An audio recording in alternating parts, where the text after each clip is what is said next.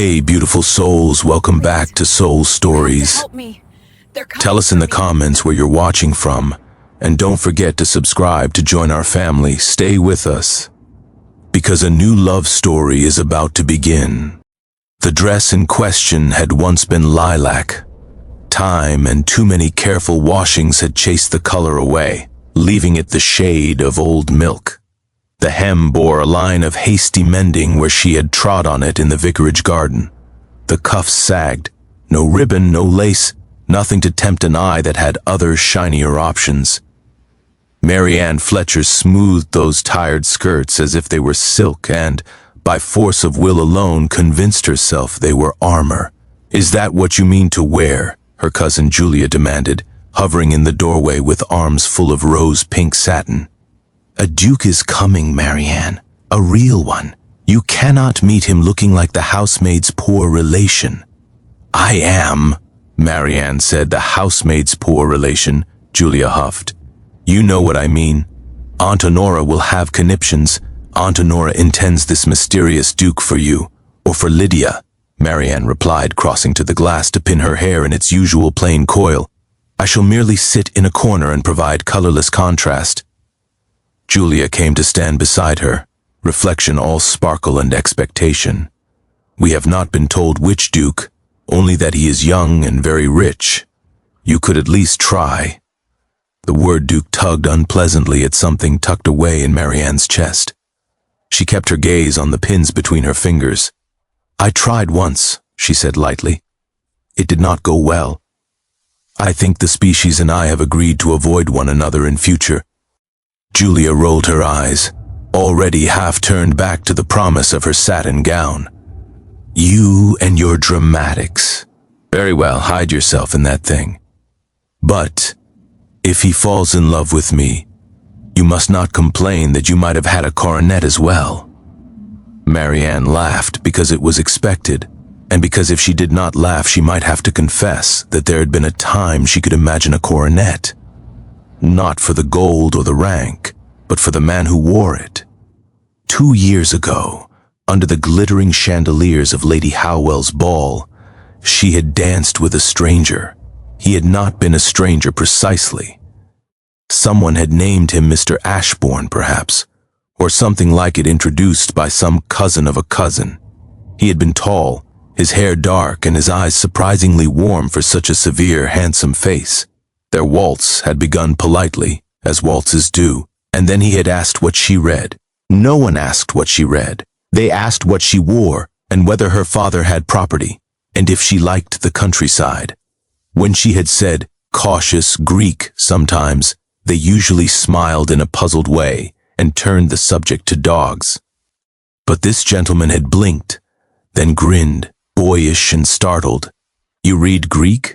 "Only a little," she had said, suddenly shy.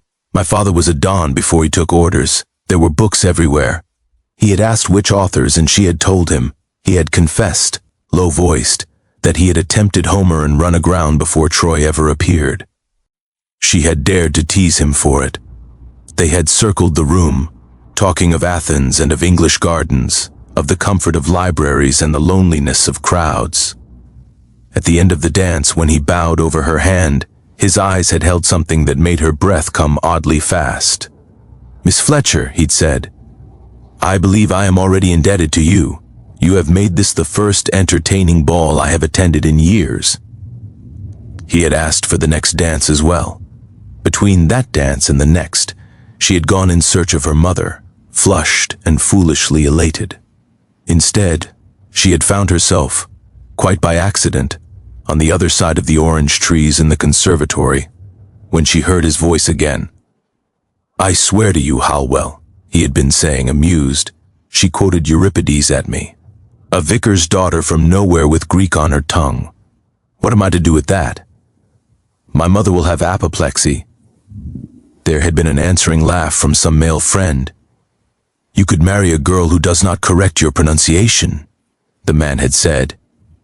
"I could," the man she had danced with had replied. "But for an hour, it was refreshing." Mary Ann had not stayed to hear more. Heart sharp with humiliation, she had slipped away, The words "what am I to do with that?" etching themselves along her ribs. Later, when gossip sifted through drawing rooms, she heard that the stranger had been no mere Mr. Ashbourne, but the Duke of Blackthorn, traveling under a lesser name to avoid desperate mamas. Of course he had been a duke. Of course. The next morning her father's health worsened. A week later they had gone home, and there had been no time and no money for another season. Marianne tucked away the memory of the dance, the near possibility of something, like one more book on a high shelf she would never again reach. Now, in Aunt Honora's guest room at Greythorn Hall, she set the final pin and met her own gaze in the mirror. Her eyes were the one feature she liked without qualification, dark, steady, too serious for the frivolous half-light of ballrooms. In the washed-out lilac, with no ornament save a thin ribbon at her throat, she looked exactly like what she was, a gently bred woman about to age out of every marriage plot her relations could imagine. Good, she thought. Let the unseen Duke fix his attentions upon Julia's pink satin and Lydia's golden curls. She had no wish to be paraded, weighed, and found wanting again. Downstairs, the air of the house buzzed. Footmen hurried past with decanters and additional chairs. Lydia exclaimed over every carriage that crunched up the long drive. Aunt Honora moved through the hall like a general at Waterloo, directing maids, checking candles, smoothing a wrinkle of carpet with the tip of one satin slipper. "Marianne," she murmured when her niece appeared, "thank goodness you are down. Julia and Lydia are fluttering like hens. Go and look serene in a corner. It will improve the general effect." "Ah," she craned her neck as wheels sounded outside. "That may be him. Remember, a duke, my girl. He may not be for you, but his good opinion is worth its weight in introductions. For the sake of the family, I shall endeavor not to spill soup in his lap," Marianne said. Aunt Honora gave her dress one dismayed glance, opened her mouth to protest, then pressed her lips together. There was too much to do. "Stand where the light is kind," she muttered instead, and swept away. Guests began to file into the great hall.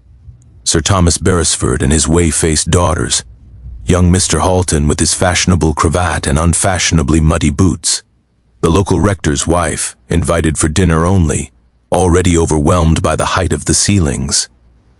Marianne took up her position on a small settee half-shadowed by a towering palm, where she could be summoned if required and otherwise forgotten. Lydia glittered near the fireplace. Julia posted herself just where any new arrival must see her first.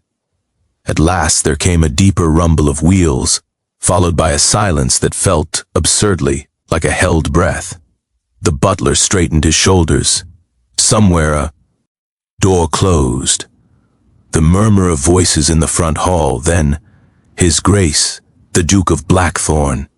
Marianne's hand closed hard on the upholstery beneath her fingers. There must be many dukes in England, she told herself, even as her heart lurched. Many dukes. Blackthorn could not possibly. He stepped into the hall. It was him. There were changes, of course. The cut of his coat was darker, more severe. There were fine lines at the corners of his mouth that had not been there 2 years before. But his height, the breadth of his shoulders, the mobile, thoughtful mouth, her memory had captured those perfectly. He paused just over the threshold, taking in the room with a practiced, dispassionate sweep of his gaze. Marianne felt a mad impulse to duck behind the palm, but her limbs were stone. His eyes moved from Aunt Honora's curtsy to Julia's eager brightness to Lydia's careful pose. Then, inexorably, they found the shadowed settee and the woman in the washed-out lilac. For an instant, his expression did nothing at all. Then something altered. She could not have named it if her life depended on it. Only that his gaze sharpened, and the careful courtliness of his stance loosened like a man surprised into honesty. He bowed over Aunt Honora's hand, spoke the expected greetings, laughed in the expected places. But even as he allowed himself to be ushered forward, his eyes came back to Marianne as if drawn. She rose because it would be more ridiculous to remain seated while a duke surveyed one like a painting. Her knees felt unreliable. She folded her hands to hide their sudden dampness. "Miss Fletcher," Antonora said with a brightness too sharp, "you must remember His Grace. You met in town, briefly, when you were both very young." Marianne inclined her head. She wished fiercely that she had worn anything else. "Your Grace," she said, her voice blessedly steady. "Welcome to Greythorn." Blackthorn crossed the remaining distance between them. Up close, she could see the faint shadow of stubble along his jaw, as if his day had been longer than anyone here guessed. His eyes, gray, she saw now, not brown as she had half remembered, regarded her with a focus that made that washed-out dress feel suddenly, painfully thin. "Miss Fletcher," he said slowly, "it is very good to see you again." She searched his face for mockery, found none, and distrusted it. "You are kind to remember me, Your Grace. It was a long time ago. Some evenings," he said, "are more easily recalled than others." Antonora beamed, delighted by what she imagined was flattering small talk. "You must be fatigued from your journey, Your Grace. We will not keep you standing. Julia, do show His Grace the portrait in the blue drawing room. Grandfather's second wife, you know it is said she was a great beauty in her day." Julia swept forward. "Indeed, Your Grace, the portrait is very fine," she said, dropping a curtsy that showed the full extent of her skill. Blackthorn. His mouth curved in polite assent, but his gaze flicked once more to Marianne before he allowed himself to be led away. When he had disappeared through the doorway, Marianne let her breath go in a slow, shaky stream. "He remembers," Lydia whispered, swooping in like a bird of prey disguised in gauze. "Did you hear? I thought you said he barely spoke to you in London." "We danced twice," Marianne said, too tired just then to invent anything more complicated. "Twice." Lydia's eyes grew large. "You are a dark horse, Marianne Fletcher. Antonora will have your head if you do not wear a better gown to dinner." "She should have thought of that before tonight," Marianne replied. "I am already beyond rescue." Lydia gave her dress a critical once-over, opened her mouth, then appeared to think better of it. "Well," she said, "at least you make the rest of us look well-dressed." When the ladies withdrew to prepare for dinner, Antonora did not quite scold but hovered at the edge of it. "I know your father left you little, my dear," she said, in a rare moment of soft honesty. "But surely you have some gown that fits better than that." Marianne looked down at herself. "It fits me very well," she said, "because it did. It fitted the person she had become, practical, resigned, uninterested in contests she could not hope to win. It fits you like a governess," Antonora snapped, then caught herself. "You have a good mind, Marianne. A duke would value that. He did not appear to value it very highly in London," Marianne said, and walked away before Antonora could answer. At dinner, she was given a seat halfway down the table, opposite Mr. Halton and next to Sir Thomas's quieter daughter. Lydia, as expected, glittered on Blackthorn's right, Julia on his left. The candlelight adored them both. If Marianne kept her eyes on her plate, she could almost pretend he was not there. But once or twice, at the turn of some conversation, she felt the heat of someone's gaze on her face, and when she glanced up, she found his gray eyes on her again. The second time it happened, she dropped her spoon. He smiled, not broadly, but enough that two tiny lines appeared at the corners of his mouth, and turned back to whatever Julia was saying about the opera. Later, when the ladies had abandoned the gentlemen and their port to gather in the drawing room, Marianne escaped to a quieter corner near the bookcases. She traced titles with one finger, enjoying the familiar calm of leather and dust. If she could have climbed inside a volume of Milton and closed the cover behind her, she might have— "Miss Fletcher." His voice slid into the space between spines and shelves before she could marshal any expression that resembled composure. She turned. Blackthorn stood a few paces away, one hand resting lightly on the back of a chair as if to assure the furniture he did not mean it harm. Up close, with no cluster of relatives around him, he looked both more human and more dangerous. "Your Grace," she acknowledged, dropping a curtsy. "I hope you found the portrait suitably diverting." "The portrait was terrifying," he said, "but your cousin Julia spoke of it with such enthusiasm that I began to suspect I had misunderstood art all my life." She almost smiled. "She does throw herself into things, does she?" He studied her instead. "And you, Miss Fletcher, do you hurl yourself at portraits, or do you prefer to lurk among books where no one thinks to look?" She felt the faintest prickle along her skin. "Books are very companionable, Your Grace. They make no demands beyond a little attention, and they rarely quote Euripides at one unless asked." Her fingers tightened on the spine in front of her. "You remember that?" "I remember," he said quietly, a young woman who seemed entirely uninterested in whether anyone approved of what she read. "It was unusual. I have since learned better," she said. "It is more comfortable for everyone if I keep my Greek to myself." Something flickered in his eyes, quick and regretful. Comfort is an overrated virtue, for dukes perhaps. She heard the sharpness in her own tone and winced inwardly. "Forgive me, that was ill-mannered." "It was honest," he said. "I find I rather prefer it." They stood for a moment in a silence threaded, not with ease, but with an odd, tentative awareness. From the other end of the room, Lydia's laughter rose above the murmur, drawing eyes in admiration. "You are angry with me," he said at last. The directness of it startled her into honesty. "I do not see why I should be, Your Grace. We barely know one another. We might have known one another better had you not vanished from London without warning." She stared at him. "I vanished? My father was ill. We returned home. It did not seem a circumstance likely to interest a duke." His mouth tightened.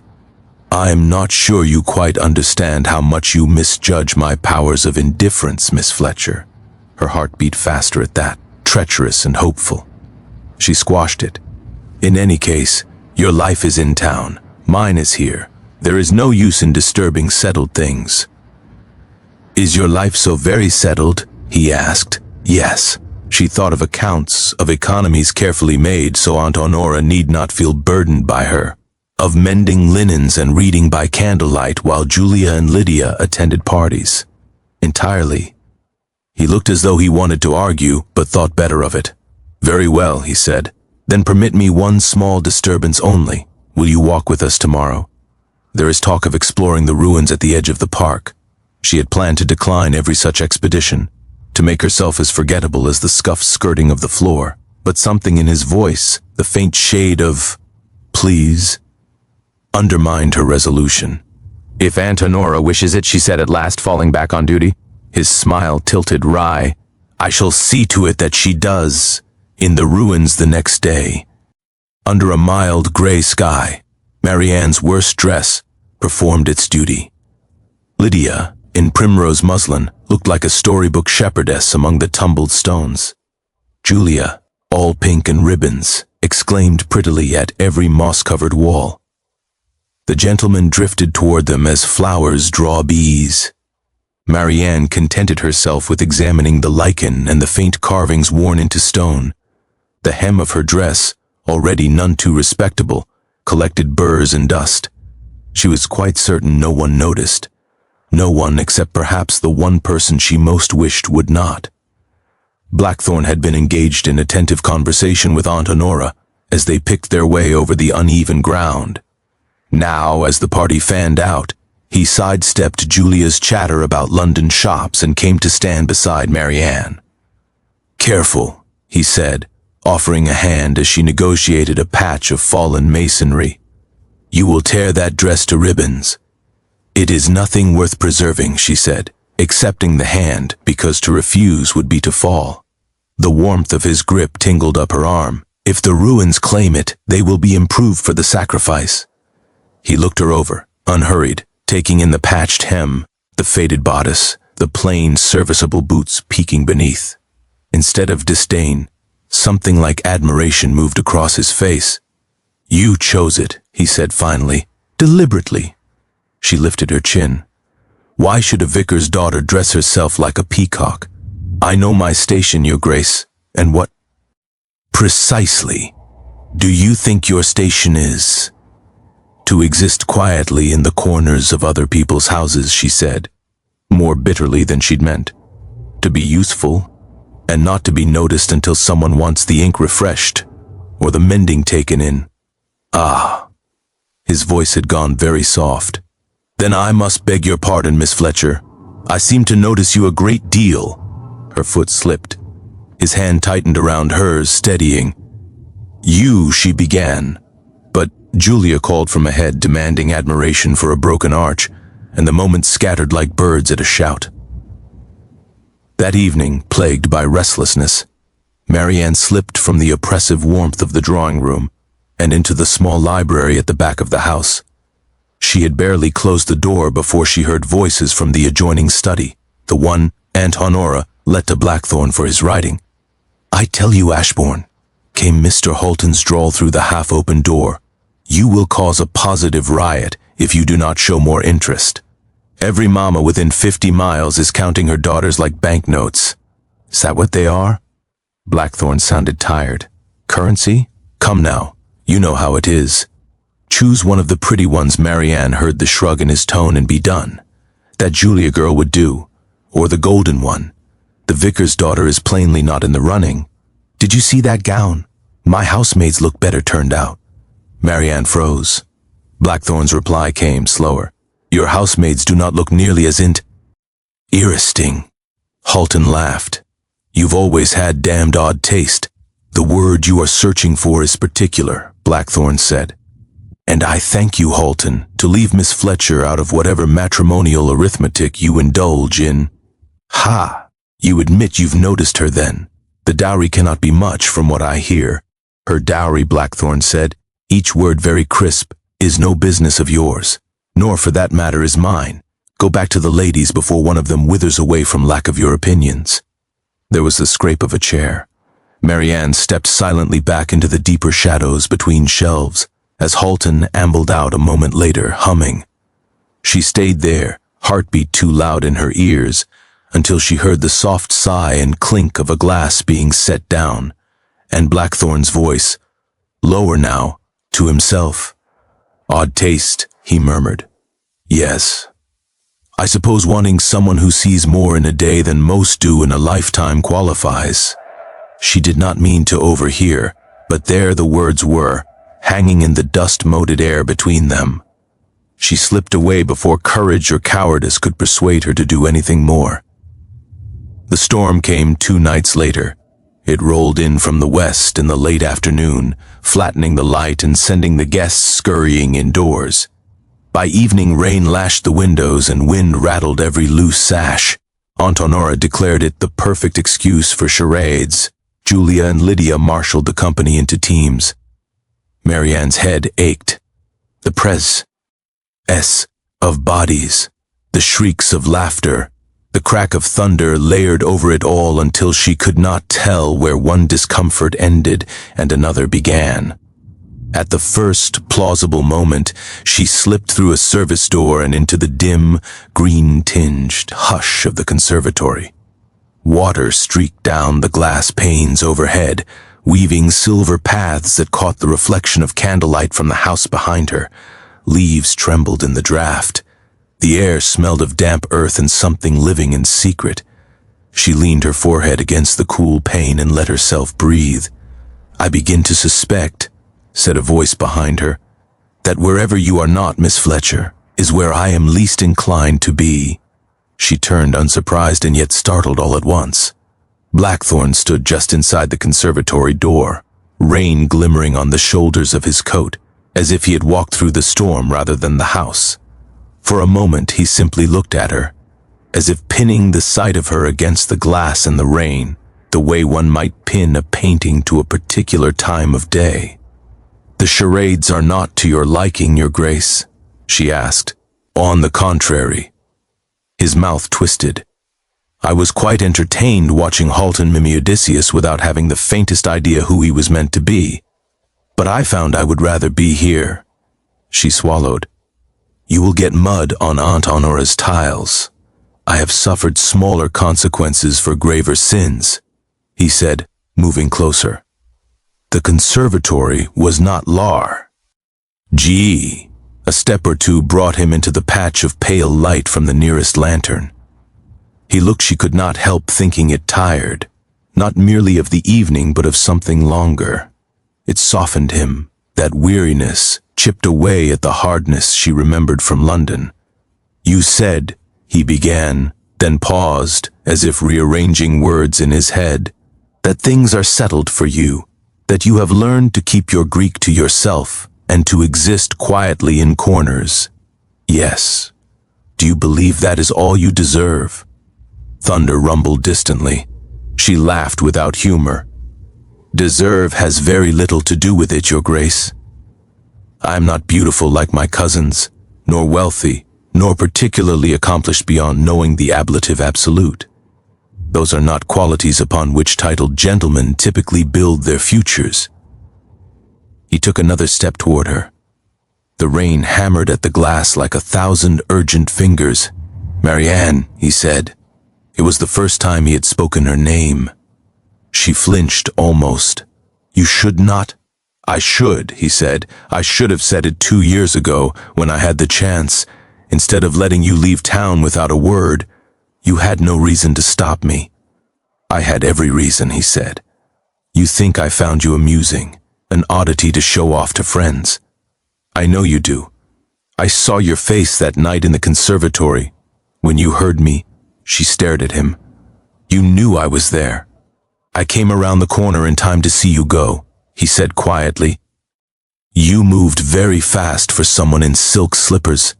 You were laughing, she said, the old hurt rising sharp, as if it had happened yesterday.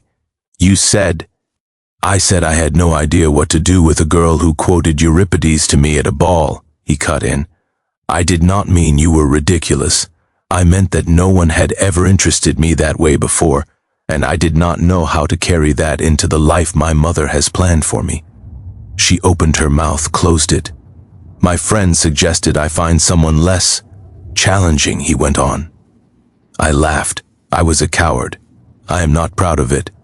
But when I went to look for you, you were gone, and then you were gone from town entirely. There were letters, she said weakly, grasping at what she knew to be true. If you had wished, to what address? The vicarage in Suffolk? He shook his head. By the time I learned more than your name and father's profession, the season was over, and it is a singularly awkward thing, I find, for a duke to write to a vicar's daughter uninvited.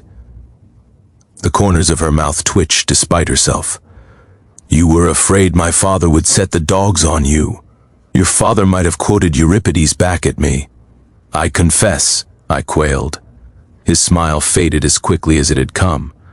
When I met your aunt last winter and learned you were here with her, I contrived this visit, and then I arrived, and you wore that. He gestured at the dress with something like exasperation and something like fierce affection. She looked down. At herself, at the faded, faithful lilac that had seemed such good protection. I thought, she said slowly, you would prefer my cousins. I thought, he answered, that you Hopidi would prefer your cousins. It was a neat way to dismiss me without ever having to do it to my face. I deserved no less, I suppose. You did not deserve, she stopped, considered. You hurt me, she said instead. But I do not like myself when I am spiteful. This dress is not about you, Your Grace. It is about me. It reminds me that I am not required to compete for admiration I do not want. You do not want my admiration? He asked so quietly she almost did not hear it. She lifted her chin, though her heart pounded hard enough to be almost painful. What is the use of wanting something one cannot keep? He stood very still. Outside, lightning spidered across the sky. For an instant, the conservatory was lit by its stark white flash, every leaf and pane etched in silver and shadow. When it faded, The world felt smaller, more intimate. There was a moment, he said, the night I arrived. You were standing in that ghastly gown, looking as though you wished yourself anywhere else. I thought, if she has made herself plain for my sake, she is either very brave or very weary of the game. And which was it? She asked, a little unsteadily. I think, he said, it is both. You are the bravest weary soul I have ever met. She startled into a laugh then, helpless and genuine. That is the most backhanded compliment anyone has ever paid me. He smiled. Allow me to try again. He stepped close enough that she could see, in unreasonable detail, the darker ring around his irises, the faint scar along his jaw she did not remember from London. When I saw you in that old lilac, he said, I realized two things. The first is that you had no notion how remarkable you are. The second is that if I did not make a complete fool of myself in your service, I would regret it for the rest of my life. Her throat tightened. You speak lightly, Your Grace. It is a habit with you, not now. His voice had gone low, roughened by something more than amusement. Marianne, I am not a poet. I have no lines of Greek to lay at your feet. But I can offer you a title I never much wanted until I imagined you beside me bearing it. I can offer you estates and carriages, and a mother who will be deeply alarmed by you and, I hope, eventually charmed. More than that, I can offer you myself, my attention to your thoughts, my respect for your mind, my partnership in whatever quiet work you choose to make of our days. She stared at him. You are proposing, she said faintly, to a woman wearing a dress my aunt would not give to the scullery maid. I am proposing, he said, to the woman who chose the dress precisely because she thought it would frighten off a duke. I did not say I thought it would frighten off you. His smile returned, slow and bright as sunrise through storm clouds. Marianne Fletcher, will you marry me, even knowing how many dukes you will have to endure as a result? She thought of London, the glitter and the pain. She thought of Graythorne, the comforts and the small, contained future. She thought of the way he had looked at her tonight, in this dreadful gown, with no artifice between them. I am afraid, she said, and the words felt like jumping from a high wall. Afraid of being out of place, of being laughed at, of being a vicar's daughter in Greek among people who prefer pretty nonsense. I am afraid, he answered simply, of a life in which I never again have to worry about being corrected in my Greek. We shall cancel one another's terrors. Is it as simple as that? It will rarely be simple, he admitted. My mother will be unbearable. Society will be society. You will on occasion wish you had married a quiet curate and gone to live among your father's books. She could not help smiling at that. And you, I will on occasion wish I had allowed you to do just that, he said warmly. But I promise you this much. I will never again make you feel foolish for knowing more than is convenient for me. And I will love you, in that worst dress and in the best you can ever be persuaded to wear, with the same foolish heart. The storm raged around them, wind shrieking, rain drumming. Inside the glass walls, in the small, lush, unlikely refuge, Marianne felt something inside her that had been braced for years begin to unbend. You will not insist, she said, on programming me like one of Aunt Honora's charades? Smile now, speak now, flatter that old lord, hide this thought. I will insist on two things only, he said. That you continue to think, and that when you find me behaving like an idiot, you tell me so, preferably in Greek, so I may at least enjoy the sound of it as I am corrected. She laughed then, a sound that felt as though it shook loose every last scrap of apprehension clinging to her ribs. Yes, she said. His stillness broke. Yes, yes, she repeated firmer. I will marry you, Henry Ashbourne, Duke of Blackthorn, insufferable man that you are. But if you ever speak of me as a vicar's daughter with odd tastes to your friends again, I shall translate the entirety of Aristophanes aloud at your next dinner party. He bowed, as solemn as if she had just crowned him emperor. I accept these terms. He took her hands then, and there was nothing formal or ducal in the way his fingers closed around hers. Nothing but a man relieved of a weight he had not fully felt until it was gone. He did not kiss her. It would have been a scandal even in so obscure a corner. But the look he gave her, steady, alight, unguarded, felt like 10,000 vows. Much later, after mothers were over, men cousins alternated between envy and delight, after new gowns were ordered and old ones relegated firmly to the backs of wardrobes. Marianne stood before a different mirror. Her wedding gown, ivory and fine, fit like a dream she had not dared to have. Jewels glinted at her throat, heavy with a history that was now inexplicably hers. She reached past it all, into the trunk at the foot of her bed, and pulled out the old lilac dress. The fabric was thinner than ever, the mending at the hem more obvious. She folded it carefully, smoothing the worn bodice with a hand gentler than she might have expected from herself. When Henry came in, unannounced and unrepentant, he caught her, thus duchess-to-be, in silk, cradling rags. "Planning to elope in that?" he asked, one brow lifting. "It is a reminder," she said, tucking the dress into the trunk and closing the lid, "of who I am when no one is looking." He crossed the room and kissed her then, slow and unhurried, as if they had all the time in the world. "I fell in love with the woman in that dress," he murmured against her hair. "The title is yours, Marianne. The house is yours. But never let them change the way you look at the world. And if they try," he smiled into her temple, "wear it to breakfast one morning. That should frighten the lot of them." She laughed, and the sound felt like rain on parched earth. "Very well," she said. "But do not blame me when society says the Duchess of Blackthorn has the oddest taste of anyone in England. I shall be proud of it," he said. "After all, I always have."